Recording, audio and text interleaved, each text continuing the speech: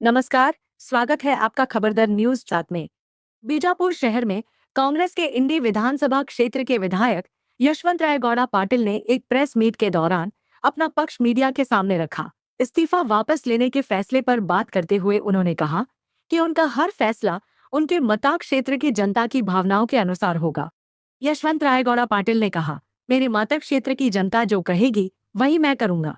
जब तक मैं जिंदा रहूंगा तब तक कांग्रेस पार्टी में ही रहूंगा। कांग्रेस ही मेरी पहचान है और मैं पार्टी के प्रति पूरी निष्ठा के साथ काम करता रहूंगा। प्रेस मीट के दौरान उन्होंने बीजापुर सिटी के विधायक बसनगुड़ा पाटिल यत्नाल पर भी निशाना साधते हुए कहा कि विधायक यत्नाल अपने सियासी अधिकार और फायदे के लिए एक पार्टी से दूसरी पार्टी में जाते रहे हैं। हम उनकी तरह नहीं हैं। हम कांग्रेस के सिपाही हैं और पार्टी के साथ मजबूती से खड़े रहेंगे। उनके इस बयान के बाद बीजापुर की सियासी हलचल और तेज हो गई है। अब देखना होगा कि इस बयान का कर्नाटक की राजनीति पर क्या असर पड़ता है और आने वाले दिनों में सियासी समीकरण किस दिशा में बढ़ते हैं। ಆಗಿನ ಪಕ್ಷದ ಅಧ್ಯಕ್ಷರಾಗಿರ್ತಕ್ಕಂಥ ಡಿ ಕೆ ಶಿವಕುಮಾರ್ ಅವರ ನೇತೃತ್ವದಲ್ಲಿ ಚುನಾವಣೆಯನ್ನು ನಾವು ಗೆದ್ದು 3 ವರ್ಷ ಸನ್ಮಾನ್ಯ ಸಿದ್ದರಾಮಯ್ಯನವರು ಮುಖ್ಯಮಂತ್ರಿಗಳಾಗಿ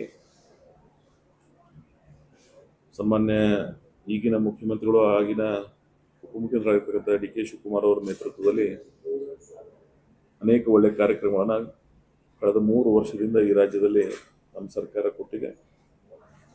ಅದಾದ ನಂತರ ಅಧಿಕಾರ ಹಸ್ತಾಂತರವನ್ನು ಸನ್ಮಾನ್ಯ ಮುಖ್ಯಮಂತ್ರಿಗಳಾಗಿರ್ತಕ್ಕಂಥ ಸಿದ್ದರಾಮಯ್ಯನವರು ರಿಸೈನ್ ಮಾಡಿ ಸನ್ಮಾನ್ಯ ಮುಖ್ಯಮಂತ್ರಿಗಳಿರ್ತಕ್ಕಂಥ ಡಿ ಕೆ ಶಿವಕುಮಾರ್ ಅವರು ಇವತ್ತು ಅಧಿಕಾರವನ್ನು ಸ್ವೀಕರಿಸಿದ್ದಾರೆ. ಎರಡನೇ ಭಾಗವಾಗಿ ಒಂದು ಮಂತ್ರಿಮಂಡಲ ರಚನೆ ಮಾಡ್ತಕ್ಕಂಥ ಅವಕಾಶ ಇತ್ತು. ಮೊದಲನೇ ಫೇಸ್ದಲ್ಲಿ 13 ಜನ ಮುಖ್ಯಮಂತ್ರಿಗಳು ಒಳಗೊಂಡು 14 ಜನರ ಒಂದು ಅವಕಾಶ ಇತ್ತು. ಸೊ ಈಗ ಮೊನ್ನೆ 3ನೇ ತಾರೀಕಿನ ದಿವಸ 20 ಜನರಿಗೆ ಏನು ಅವಕಾಶ ಇತ್ತು ಅದರಲ್ಲಿ 19 ಜನರಿಗೆ ಅವಕಾಶವನ್ನು ಮಾಡಿಕೊಟ್ಟಿದ್ದಾರೆ. ಇವತ್ತು ಕರ್ನಾಟಕದಲ್ಲಿ ಅನೇಕ ಕಡೆ ನಾವೆಲ್ಲ ಗಮನಿಸ್ತಾ ಇದ್ದೀವಿ. ಅದರ ಭಾಗವಾಗಿಯೇ ನಾನು ಈ ಹಿಂದೆಯೂ ಸಹಿತ ತಮ್ಮ ಅನೇಕ ಸಂದರ್ಭದಲ್ಲಿ ತಮ್ಮ ಜೊತೆಗೆ ಮಾತಾಡ್ತಕ್ಕಂಥ ಸಂದರ್ಭದಲ್ಲಿ ನಾನು ಹೇಳಿದ್ದೆ, ಸರ್ಕಾರ ರಚನೆ ಆಗ್ತಕ್ಕಂಥ ಸಂದರ್ಭದಲ್ಲಿ ಕೆಲವು ಮಾತುಕತೆಗಳನ್ನಾಗಿವೆ ಅಂತೇಳಿ. ಅದರ ಭಾಗವಾಗಿಯೇ ನಾನು ಈ ಸಲದ ಸಂಪುಟದ ವಿಸ್ತರಣೆಯಲ್ಲಿ ಎಕ್ಸ್ಪಾನ್ಷನ್ದಲ್ಲಿ ನೀವೇನು ನನಗೆ ಅವತ್ತು ಮಾತು ಕೊಟ್ಟಿದ್ರಿ ಅದನ್ನು ಈಡೇರಿಸ್ರಿ ಅಂಥೇಳಿ ಕೇಳ್ಕೊಂಡಿದ್ದೆ. ಅದ್ರ ಜೊತೆಗೆ ಇನ್ನೊಂದು ಭಾವನಾತ್ಮಕವಾಗಿ ಇಂಡಿ ವಿಧಾನಸಭಾ ಕ್ಷೇತ್ರ ಸ್ವಾತಂತ್ರ್ಯದ ನಂತರ ಒಂದು ಮಂತ್ರಿ ಭಾಗ್ಯ ಆಗಿರಲಿಲ್ಲ. ಆ ಪ್ರದೇಶದ ಜನರ ಒಂದು ಭಾವನಾತ್ಮಕ ಬೇಡಿಕೆನೂ ಆಗಿತ್ತು. ಸೊ ಎರಡನ್ನೂ ಇಟ್ಟುಕೊಂಡು ನಾನು ಕೇಂದ್ರ ಮತ್ತು ರಾಜ್ಯದ ನಾಯಕರುಗಳನ್ನು ಕೇಳ್ಕೊಂಡಿದ್ದೆ. ಅವರು ಸಹಿತ ಸಕಾರಾತ್ಮಕವಾಗಿ ಕೊನೆಯ ಹಂತದವರೆಗೆ 3ನೇ ತಾರೀಕಿನ ದಿವಸ ಏನು ಬೆಳಗ್ಗೆ 8:30 ಗಂಟೆಗೆ ಮೀಟಿಂಗ್ ಆಗಿದೆ, ಅಲ್ಲಿವರೆಗೆ ಅದಕ್ಕಿಂತ ಪೂರ್ವದಲ್ಲಿ ಒಂದು 2-3 ಮೀಟಿಂಗ್ ಮಾಡಿದ್ದಾರೆ. ಸೊ ಆಲ್ಮೋಸ್ಟ್ ಒಂದು ಪ್ರಿಲಿಮಿನರಿ ಮೀಟಿಂಗ್ ಶುಕ್ರವಾರ 31ನೇ ತಾರೀಕಿನ ದಿವಸ 5 ಗಂಟೆಯಿಂದ 8:30 ಗಂಟೆವರೆಗೆ ಸಭೆ ಮಾಡಿದರು.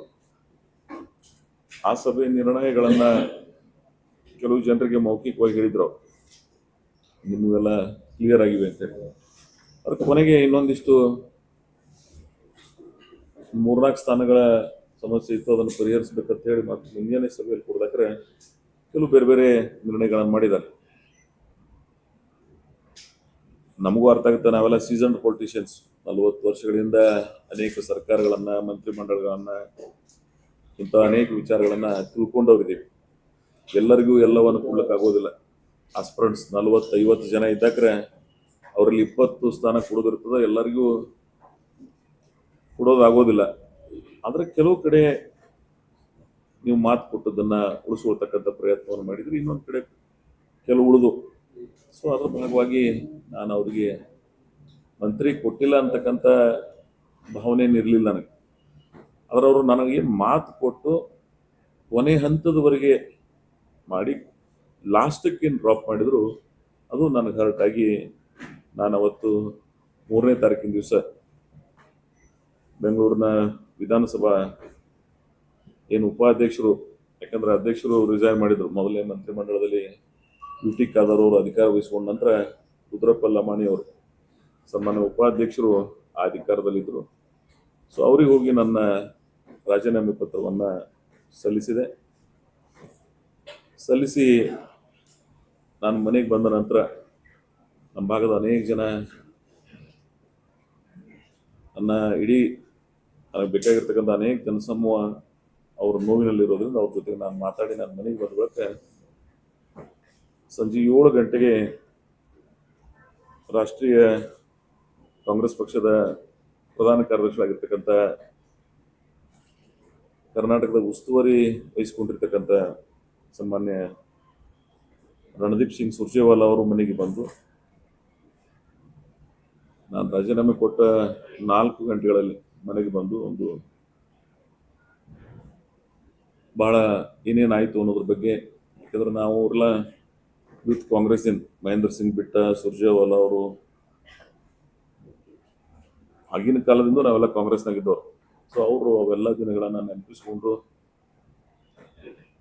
ನಾವೆಲ್ಲ ಕಾಂಗ್ರೆಸ್ ಫ್ಯಾಮಿಲಿ ಇದ್ದೀವಿ. ಅಲ್ಟಿಮೇಟ್ ಇಂಥ ಸನ್ನಿವೇಶಗಳು ಬಂದಾಗ ನಾವೆಲ್ಲ ಸಮಾಧಾನದಿಂದ ಇರಬೇಕಾಗ್ತದೆ ಅಂಥೇಳಿ ನಾನು ಸಹಿತ ಮೊನ್ನೆ ಹರಿಯಾಣ ವಿಧಾನಸಭೆಯಲ್ಲಿ ಚುನಾವಣೆಗೆ ಟಿಕೆಟ್ ಬಯಸಿದ್ದೆ, ನನಗೆ ಕೊಡಲಿಲ್ಲ. ಆದರೂ ಸಹಿತ ಅನಿವಾರ್ಯವಾಗಿ ನಾವು ಸಹಕರಿಸಿದ್ದೀವಿ. ನಿಮಗೆ ನಾವು ಮಾತು ಕೊಟ್ಟಿದ್ದು ಕರೆ. ಅದು ಹೇಳುವಂಥ ಸಂದರ್ಭದಲ್ಲಿ ಅನೇಕ ಜನ ಶಾಸಕರು ಸಹಿತ ನನ್ನ ಮನೆಗೆ ಬಂದಿದ್ದರು. ಈ ಇಡೀ ಆ 2 ದಿನದಲ್ಲಿ ಒಂದು 27 ಜನ ಶಾಸಕರುಗಳು, 7 ಜನ ಸಚಿವರುಗಳು, ಅನೇಕ ಮಠಾಧೀಶರು, ಅನೇಕ ಹಿರಿಯರು, ವಿಚಾರವಾದಿಗಳು, ಮಹಾರಾಷ್ಟ್ರ ಅನೇಕ ಜನ ನಾಯಕರುಗಳು ನನ್ನನ್ನು ಸಂಪರ್ಕಿಸಿ, ಇಲ್ಲ ನೀವೆಲ್ಲ ಮೊದಲಿನಿಂದ ಬಂದಿದ್ರಿ, ಈ ಒಂದರ ಸಂಬಂಧ ಇಷ್ಟು ವಿಕೋಪಕ್ಕೆ ಹೋಗೋದು ಬೇಡ ಅಂಥೇಳಿ ಅವರೇನು ಒಂದು ಗೌರವಯುತವಾಗಿ ನನಗೆ ಸಲಹೆ ಆಗಲಿ, ಕೆಲವು ಜನ ಮನವಿ ಆಗಲಿ, ಕೆಲವು ಜನ ನನ್ನ ಮೇಲೆ ಹಕ್ಕೊತ್ತಾಯ ಆಗಲಿ ಮಾಡೋದ್ರಿಂದ ಕೊನೆಗೆ ನಾನು ಒಂದು ತೀರ್ಮಾನ ಮಾಡಿದೆ. ಇದಕ್ಕೆ ಮೂಲ ಮಾಲೀಕರು ಯಾರು ಅಂದರೆ ನನ್ನ ಕ್ಷೇತ್ರದ ಜನ. ನನ್ನ ಸುದೀರ್ಘ ರಾಜಕಾರಣದಲ್ಲಿ ನನ್ನ ಕುಟುಂಬಕ್ಕೆ 4 ಜಿಲ್ಲಾ ಪಂಚಾಯತ್, 4 ಅಸೆಂಬ್ಲಿ ಮತ ಹಾಕಿರ್ತಕ್ಕಂಥವ್ರು. ಅವರು ಕೊನೆಗೆ ಅವ್ರ ನಿರ್ಣಯ ತಗೊಂಡು ಅವರ ಅಭಿಪ್ರಾಯವನ್ನು ತಗೊಂಡು ಒಂದು ನಿರ್ಣಯ ಮಾಡೋಣ ಅಂಥೇಳಿ ನಾನು ನಿನ್ನೆ ಬೆಳಗ್ಗೆ ಇಂಡಿ ನಗರದಲ್ಲಿ ಒಂದು ಸಭೆಯಲ್ಲಿ ಪಾಲ್ಗೊಂಡು ನಮ್ಮ ಮುಖಂಡರ, ಕಾರ್ಯಕರ್ತರ, ಜನರ ಅಭಿಪ್ರಾಯಗಳನ್ನು ಗ್ರಹಿಸಿ ಅಲ್ಲಿ ಒಂದು ಎಮೋಷ್ನಲ್ ವಾತಾವರಣ ನಿರ್ಮಾಣ ಆದದ್ದನ್ನು ನೋಡಿ ನಾನು ಕೊನೆಗೆ ನನ್ನ ಒಬ್ಬನ ವಿಚಾರಕ್ಕೆ ಇಷ್ಟೆಲ್ಲ ಜನರಿಗೆ ಮನಸ್ಸು ನೋಯಿಸೋದು ಬೇಡಪ್ಪ ಅಂತಕ್ಕಂಥ ವಿಚಾರ ಇಟ್ಕೊಂಡು ಕೊನೆಗೆ ನಾನು ಡಿಸಿಷನನ್ನು ವಿಡ್ರಾಲ್ ಮಾಡಿಕೊಂಡು ಆಗಿನ ಸಂದರ್ಭದಲ್ಲಿ ಮತ್ತೆ ಕರ್ನಾಟಕದ ಉಸ್ತುವಾರಿ ಆಗಿರ್ತಕ್ಕಂಥ ಸುರ್ಜೇವಾಲಾ ಅವರು, ಮಾನ್ಯ ಮುಖ್ಯಮಂತ್ರಿಗಳು, ಇನ್ನು ಅನೇಕ ಜನ ನಾಯಕರುಗಳು ಮಾತಾಡಿದರು. ಸೊ ಕೊನೆಗೆ ನಾನು ನಿರ್ಣಯವನ್ನು ತಿಳಿಸಿ, ಈಗೇನೋ ಉಪಾಧ್ಯಕ್ಷರು ರಿಸೈನ್ ಮಾಡಿದ್ದಾರೆ, ಈಗ ಮಂತ್ರಿಗಳಾಗಿದ್ದಾರೆ ಅವರು. ಸೊ ಸೆಕ್ರೆಟರಿ ನಾನು ನಿನ್ನೆನೇ ಲೆಟ್ರನ್ನು ಕಳಿಸಿ ವಿಡ್ರಾಲ್ ಮಾಡ್ಕೊಂಡಿದ್ದೀನಿ. ಮಾನ್ಯ ಮುಖ್ಯಮಂತ್ರಿಗಳು ಭಾಳ ಸುದೀರ್ಘವಾಗಿ ನನ್ನ ಜೊತೆಗೆ ಮಾತನಾಡಿ, ನಾವೆಲ್ಲ 40 ವರ್ಷದಿಂದ ಒಂದೇ ಪಾರ್ಟಿಯಲ್ಲಿ ಭಾಳ ಬೆಳೆದಿದ್ದೀವಿ, ನನಗೂ ಅನೇಕ ಸಂದರ್ಭದಲ್ಲಿ ಸಚಿವ ಸ್ಥಾನ ಸಿಕ್ಕಿಲ್ಲ, ಖರ್ಗೆ ಸಾಹೇಬರಿಗೂ ಸಹಿತ ಅವಕಾಶಗಳು ಆಗಿರಲಿಲ್ಲ, ಭಾಳ ಜನರಿಗೆ ಕೆಲವು ಸಂದರ್ಭ ಆಗಿರ್ತಾವೆ, ಕೊನೆಗೆ ನಾವೆಲ್ಲರೂ ಸಹಕರಿಸಬೇಕಾಗ್ತದೆ ಅಂತಕ್ಕಂಥ ಅವ್ರ ವಿಚಾರಗಳನ್ನು ಇನ್ನೂ ಅನೇಕ ಜನ ಮಾನ್ಯ ಸಚಿವರಾಗಿರ್ತಕ್ಕಂಥವ್ರು, ಸೌದಿಯವರು ನನ್ನ ಆತ್ಮೀಯ ಸೋದರರಾಗಿರ್ತಕ್ಕಂಥ ಅವ್ರು ಬಂದು ನನಗೆ, ಇಲ್ಲ ನಮ್ಮ ಕೋಟಾದಾಗ ಬೇಕಾದ್ರೆ ನನಗೆ ಉಪಮುಖ್ಯಮಂತ್ರಿಯಾಗಿ ಮಂತ್ರಿ ಕೆಲಸ ಮಾಡಿದ್ರು, ನಂದೇ ಬೇಕಾದ್ರೆ ರಿಸೈನ್ ಮಾಡ್ತೀನಿ, ನೀವು ಆಗ್ರಿ. ನಾನು ಅವ್ರಿಗೊಂದು ಮಾತು ಹೇಳಿದೆ, ಭಗವಂತ ನಿಮಗೆ ಅವಕಾಶ ಕೊಟ್ಟಿದ್ದಾನೆ, ನಿಮ್ಮದನ್ನ ತಗೊಂಡು ಆಗತಕ್ಕಂಥ ಅಷ್ಟು ಸಣ್ಣ ಮನುಷ್ಯನವ್ರು ನಾವು ಯಾರು ಇರೋದಿಲ್ಲ, ನಾವು ಮಂತ್ರಿ ಆಗೋ ಕಾಲಾಗೂ ಈ ಪ್ರತಿಭಟನೆ ಇಲ್ಲ, ಏನು ಮಾತು ಕೊಟ್ಟಿದ್ರು ಅದನ್ನು ಯಾಕೆ ನಡೀಲಿಲ್ಲ ಅಂತಕ್ಕಂಥ ಭಾವನೆಯಿಂದ ಮಾತ್ರ ನಾನು ಈ ವಿಷಯವನ್ನ ಇಷ್ಟು ದೀರ್ಘಕ್ಕೆ ಹೋಗ್ತಕ್ಕಂಥ ಒಂದು ಪರಿಸ್ಥಿತಿ ನಿರ್ಮಾಣ ಆಗಿದೆ. ನಮ್ಮ ಮಾಗಡಿ ಬಾಲಕೃಷ್ಣ ಏನು ಸಚಿವರಾಗಿದ್ದಾರೆ, ಅವರು, ವಿನಯ್ ಕುಲಕರ್ಣಿ, BR ಪಾಟೀಲ್, ಮಹಂತೇಶ್ ಕೋಜಲಗಿ, ಅನಿಲ್ ಚಿಕ್ಕಮಾದು, ಮಾದೇವ್ ಪ್ರಸಾದ್ ಅವ್ರು, ಚಿರಂಜೀವಿ, ಗಣೇಶ್, ಭಾಳ ಜನ ಶಾಸಕರು ಎಲ್ಲರೂ ನನಗೆ ಮನೆಗೆ ಬಂದು ಮನವಿ ಮಾಡಿಕೊಂಡು ಇಲ್ಲ ಎಲ್ಲರೂ ಕೂಡೇ ಬಂದಿದ್ದೀವಿ. ಇದೊಂದು ಕುಟುಂಬದ ಕೆಲವು ವ್ಯತ್ಯಾಸಗಳಾಗ್ತವೆ, ನಾವೆಲ್ಲ ಸಹಕರಿಸ್ಬೇಕಾಗ್ತದೆ ಅಂತಕ್ಕಂಥ ಸಲಹೆಗಳನ್ನು ಅನೇಕ ಮಠಾಧೀಶರು, ನಾವೆಲ್ಲ ಆಧ್ಯಾತ್ಮಿಕ ಮತ್ತು ಧಾರ್ಮಿಕ ಹಿನ್ನೆಲೆಯಿಂದ ಬರತಕ್ಕಂಥವ್ರು, ಅನೇಕ ಜನ ಮಠಾಧೀಶರುಗಳು ಮತ್ತು ಅನೇಕ ಜನ ಸಾಹಿತಿಗಳು, ವಿಚಾರವಂತರು ನನ್ನ ಜೊತೆಗೆ ಸುದೀರ್ಘ ರಾಜಕಾರಣದಲ್ಲಿ ನನಗೆ ಮಾರ್ಗದರ್ಶನ ಮಾಡಿದ್ದಾರೆ. ಕೆಲವರು ಮೆಸೇಜ್ಗಳನ್ನು, ಕೆಲವರು ಫೋನ್ದಲ್ಲಿ ಹೇಳಿ, ಹಿಂಗೆ ಟೋಟಲಿ ಇಷ್ಟೆಲ್ಲರ ಜನರ ಭಾವನೆಗಳಿಗೆ ಹೋಗೂಡಬೇಕಾಗ್ತದೆ ಅಂತಕ್ಕಂಥ ವಿಚಾರ ಇಟ್ಕೊಂಡು ನನ್ನ ನಿರ್ಣಯವನ್ನು ನಿನ್ನೆ ಏನು ಮೊದಲು ನಾನು ಮಾಡಿದ್ದೆ ಅದನ್ನು ಬದಲಿಸಿ ಒಬ್ಬ ಶಾಸಕನಾಗಿ ಮುಂದುವರಿಬೇಕು, ಯಾವ ಜನ ನನಗೆ ಅಧಿಕಾರ ಕೊಟ್ಟಿದ್ದಾರೆ ಅವ್ರ ಜೊತೆಗೆ ಇರಬೇಕು ಅಂತಕ್ಕಂಥ ಒಂದು ನಿರ್ಣಯವನ್ನು ಮಾಡಿ ನಾನು ಇಡೀ ಪೊಲಿಟಿಕಲ್ ಕ್ಯಾರಿಯರ್ದಾಗ ಯಾವುದೇ ಹುದ್ದೆಗಳಿಗಾಗಿ ನಾನು ಇನ್ನೆಂದೂ ಮಾತಾಡಂಗಿಲ್ಲ. ಎಲ್ಲಿ ತನ ಸಾರ್ವಜನಿಕ ಬದುಕನಾಗಿರ್ತೀನೋ, ಡೈರೆಕ್ಟ್ ಮತದಾರರ ಆಶೀರ್ವಾದ ಎಲ್ಲಿ ತನ ಇರ್ತದೆ, ಇಲ್ಲಿ ತನ ಸಕ್ರಿಯ ರಾಜಕಾರಣದಲ್ಲಿ ಇರ್ತೀವಿ, ಸಾರ್ವಜನಿಕರ ಹಿತ ಬಯಸ್ತಕ್ಕಂಥ ಪ್ರಯತ್ನ ಮಾಡ್ತೀವಿ, ಜನಮಾನಸ್ಸಿನೊಳಗೆ ಶಾಶ್ವತವಾಗಿ ಉಳಿತಕ್ಕಂಥ ರಾಜಕಾರಣ ಮಾಡ್ತೀವಿ. ನನಗೆ ಅವಕಾಶ, ನಮ್ಮ ಸರ್ಕಾರಗಳು ಬಹಳ ಅಂತ ಅವಕಾಶ ಕೊಟ್ಟೆ. ಒಬ್ಬ ಮಂತ್ರಿಗಳಾದಂಥ ಕಾನ್ಸ್ಟಿಟ್ಯೂನ್ಸಿಗೆ ಅಷ್ಟು ಅನುದಾನ ಬಂದಿಲ್ಲ, ನನಗೆ ಬಂದು 4,500 ಕೋಟಿ 3,000 ಕೋಟಿ. ನಾನೇನು ಕನಸು ಕಂಡಿದ್ದೆ ಅವೆಲ್ಲ ನನಸಾಗಿವೆ. ನೀರಾವರಿ ಯೋಜನೆಗಳು, ಕೆರೆ ತುಂಬತಕ್ಕಂಥದ್ದು, ಸಕ್ಕರೆ ಕಾರ್ಖಾನೆ, ನಿಂಬೆ ಅಭಿವೃದ್ಧಿ ಮಂಡಳಿ, ನಿಂಬಿಗೆ GI tag, GTC college, degree college, PUC college, ಏನೆಲ್ಲ ಮಾಡೀನಿ ನಾನು ಅಂತ. ಅದಕ್ಕೆ ನಾನು ಹೇಳ್ಕೊತ ಹೋದ್ರೆ 1 ಗಂಟೆ ಆಗ್ತದೆ, ನಾನು ಸಂತೃಪ್ತಿ ಅದ. ಇದೇ ಇವರೇ ಈಗಿನ ಮುಖ್ಯಮಂತ್ರಿಗಳು, ಹಿಂದಿನ ಮುಖ್ಯಮಂತ್ರಿಗಳ ಬಂದು ಜುಲೈ 14ಕ್ಕೆ 4,500 ಕೋಟಿ ರೂಪಾಯಿ ಯೋಜನೆಗಳ ಅನುದಾನ ಶಂಕುಸ್ಥಾಪನೆ ಮಾಡಿದೆವು ಜುಲೈ 14, 2025. ನನಗೆ ಸಮಾಧಾನ ಅದ. ಕೊನೆಗೆ ನನ್ನ ಜನರ ನನಗೇನು ಆಶೀರ್ವಾದ ಮಾಡಿ ಸಿದ್ದೇಶ್ವರ ಮಹಾಸ್ವಾಮಿಗಳ ಹೆಸರು ಮೇಲೆ ಒಂದು ನೀವೆಲ್ಲ ಸಾವಳಸನ್ಗೆ ಹೋಗಿ ಬರ್ಬೋದು. ದ ಮೋಸ್ಟ್ ಅಟ್ರಾಕ್ಟಿಂಗ್ ಪ್ಲೇಸ್ ಆಗಿದೆ. ಸೊ ಅಂಥ ವಾತಾವರಣ ಸೃಷ್ಟಿಯಾಗ್ಯದ, ನನಗೆ ಸಂತೃಪ್ತಿ ಅದ. ಒಬ್ಬ ಶಾಸಕನಾಗಿ ನನ್ನ ಜನರ ಭಾವನೆಗಳಿಗೆ ನಾನು ಹಿಂದೆ ಹೇಳ್ತಿದ್ದೆ, ನೀವು ಕುಡಿಯುವ ನೀರಿನ ಅತಿ ಸಮಸ್ಯೆದಾಯಕ ತಾಲೂಕುಗಳು ಯಾವುದೇ ಕರ್ನಾಟಕದಾಗಿದ್ರೆ ಅದರಲ್ಲಿ ನಮ್ಮದು ಸಹಿತ ಒಂದು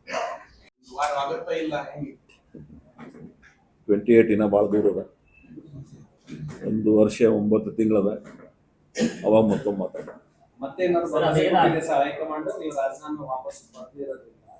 ನಾನು ಈ ಪ್ರಶ್ನೆಗೆ ಉತ್ತರ ಕೊಡ್ತೀನಿ ಆಲ್ರೆಡಿ. ನಾನು ಇನ್ಯಾವುದೇ ಭರವಸೆಗಳಿಗೆ,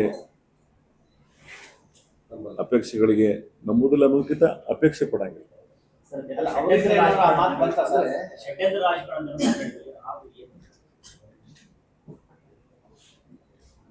ಯಾವತ್ತು ಹೇಳ್ಬೇಕಾಯ್ತು ಹೇಳಿ, ಮುಗಿದೋದು ಅಧ್ಯಾಯ. ನಾನು ಇವತ್ತು ಕನ್ಕ್ಲೂಡಕ್ ಬಂದೀನಿ. ನಿಮ್ಗೆ ಹೇಳ್ಬಿಟ್ಟೆ ನಾನು, ಇದು ಭಾವನಾತ್ಮಕ ರಾಜಕಾರಣ. ಇದೆಲ್ಲ ನಾನು ನಿನ್ನೆ ನನ್ನ ಜನರ ಭಾವನಾತ್ಮಕ ವಿಚಾರಧಾರೆಗಳನ್ನ ನೋಡಿ ಬಂದು ನನ್ನ ಅಗ್ರೆಸಿವ್ನೆಸ್ ನಿನ್ನೆ ಕೂಲ್ ಆಗ್ಯದ. ನನ್ನ ಜನರ ಭಾವನೆಗಳಿಗೆ ಏನ ನೋವಾಗ್ಯದ ನನ್ನಿಂದ ಅನ್ನೋದನ್ನ ನಾನು ತಿಳ್ಕೊಂಡಿನಿ. ಇಂಥ ಯಾವ ವಿಷಯಗಳಿಗೂ ನನಗೆ ಅವಕಾಶ ಇಲ್ಲ. ಅವ್ರ ಸಮಯ, ಸಂದರ್ಭ, ಕಾಲ ನಿರ್ಣಯ ಮಾಡ್ತಿಲ್ಲ.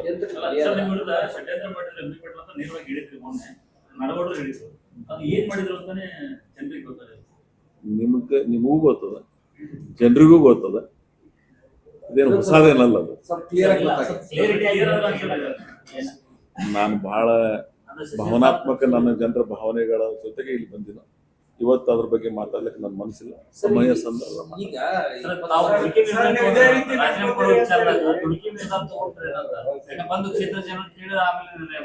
ಇಲ್ಲ ಇಲ್ಲ ಇಲ್ಲ, ನಿಮ್ಗೆ ಇನ್ನೊಂದು ಹೇಳ್ತೇನೆ.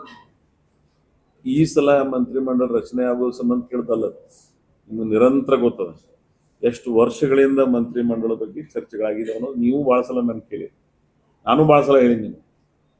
ಆಮೇಲೆ ನನ್ನದೇ ಒಂದು ಪ್ರಶ್ನೆ ಒಬ್ರು ಕೇಳಿರಿ, ಒಂದು ವೇಳೆ ಮಾಡಲಿಲ್ಲ ಅಂದ್ರೆ ಏನು ಮಾಡ್ತೀರಿ ಅಂತ. ನಾನು ಹೇಳಿನ ಒಂದು very next minute I will take call. ಅದೇ ಕಾಲ್. ಆದ್ರೆ ನೋಡ್ರಿ, ಎಮೋಷನಲಿ ವಿಷಯ ಇತ್ತು ಅದು. ಆದ್ರೆ ನಮ್ಮ ಪಕ್ಷದ ಹಿರಿಯರು, ನನ್ನ ಒಡನಾಡಿಗಳು, ನನ್ನ ಆತ್ಮೀಯರು, ನನ್ನ ಹಿತೈಷಿಗಳು, ನಾನು ಹೇಳಿದಲ್ಲ ಸುದೀರ್ಘ ಹೇಳಿನಿ, ಯಾರು ಬಂದರು, ಏನೇನು ಹೇಳಿದ್ರು, ಏನೇನು ಮಾತಾಡಿದ್ರು. ಏನು ಅಧಿಕಾರ ಒಂದೇ ದೊಡ್ಡದ ಈ ಭೂಮಿ ಮೇಲೆ? ಷಡ್ಯಂತ್ರ ಈಗ ಎಲ್ಲಾನೇ ಮುಗಿದೋಗ್ಯದ ಇದು. ಅಲ್ಲಲ್ಲ ಪೋಸ್ಟ್ ಮಾರ್ಟಮ್ 3 ದಿನ ಆಯ್ತು, ಎಲ್ಲ ಗೊತ್ತಾಗಿದೆ. ಪ್ರತಿ ಸಲನೂ ನೀವು ಅಡ್ಡಗೋಡೆ ಮೇಲೆ ದೀಪ ಹಾಕ್ತೀರಿ ಸರ್. ಕ್ಲಿಯರ್ ಆಗಿ ಹೇಳಿ. ನಾನು ಜನರಿಗೆ ಸ್ಟೇಟ್ ಒಂದು clarification ನಾನು ಒಂದೇ ಬೇಕಾಗಿದೆ. ಮಾತಾಡ್ತೀನಿ, ನನ್ನಂತ ಸ್ಟೇಟ್ ಫಾರ್ವರ್ಡ್ ರಾಜಕಾರಣನೇ ಯಾರು ಮಾಡಿಲ್ಲ. ನಾನು ಕಂಪ್ಲೀಟ್ ಮಾಡ್ತೀನಿ ಸರ್ ಪ್ಲೀಸ್. ಪ್ರತಿ ಸಲನೂ ಇದನ್ನೇ ಹೇಳ್ತೀರಿ, ಪ್ರತಿ ಸಲನೂ ಸೂಕ್ಷ್ಮವಾಗಿ ಹೇಳ್ತೀರಿ. ಒಂದು ಕ್ಲಾರಿಫಿಕೇಶನ್ ಕೊಡಿ ಜನರಿಗೆ. ಇದು ನೀವು ಹಿಂದೆ ಆಗದೇ ಇರುವಂತಕ್ಕಂಥ ಹಿಂದೆ ಕಾರಣ ಯಾರು ಅಂತ ಮೊನ್ನೆ ಹೇಳಿನ ಎಲ್ಲಿ ಇವತ್ತು ಇಲ್ಲಿ ಹೇಳಿ ಸರ್, ನಮಗೆ ಹೇಳಿ ಸರ್. ಬೆಂಗಳೂರದಾಗ ಹೇಳಿ ಸರ್.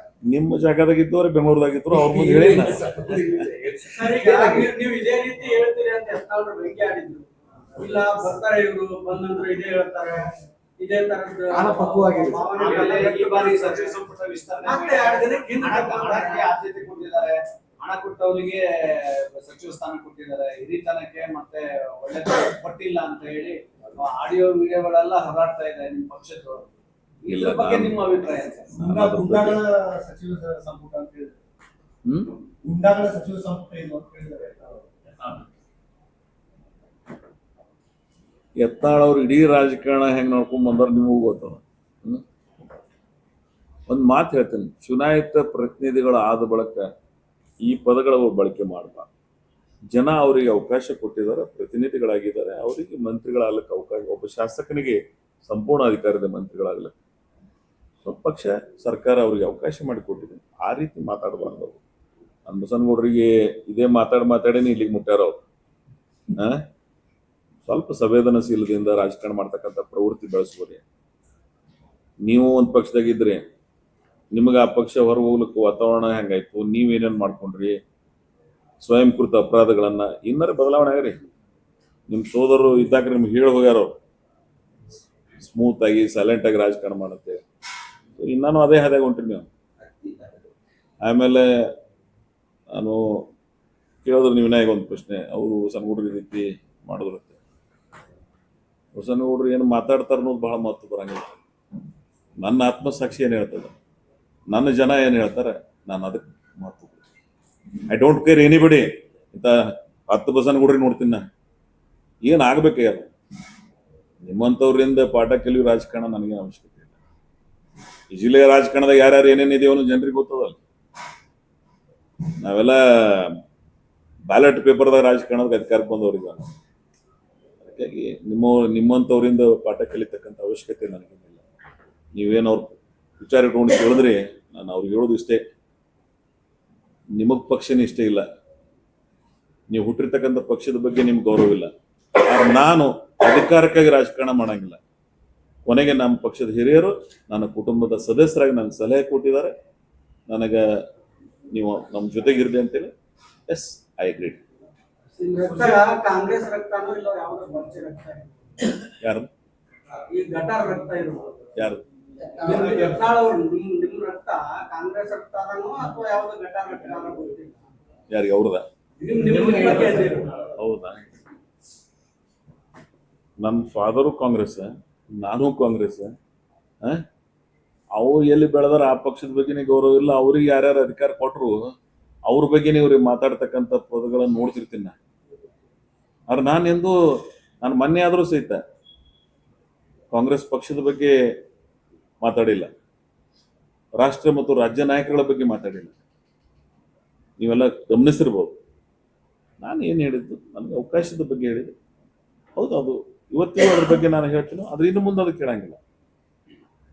ಆಮೇಲೆ ರಕ್ತ, DNA ಎಲ್ಲರಿಗೂ ಗೊತ್ತದ.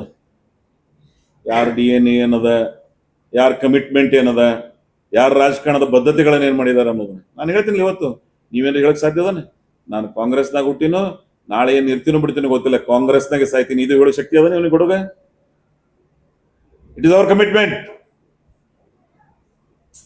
V done with that. ಹೇಳಂತ ಹೇಳಿ ನೀವು ನೋಡೋಣ. ಅಧಿಕಾರಕ್ಕೆ ಏನ್ ಬೇಕೆಲ್ಲ ಜನತಾದಳಕ್ಕೆ ಹೋಗೋದು, ಪಾಳೆ ಮಾತು ಬರೋದು, ಮಾತು ಹೋಗೋದು. ನಾ ಹೆಂಗೆ ಮಾಡಿಲ್ಲ.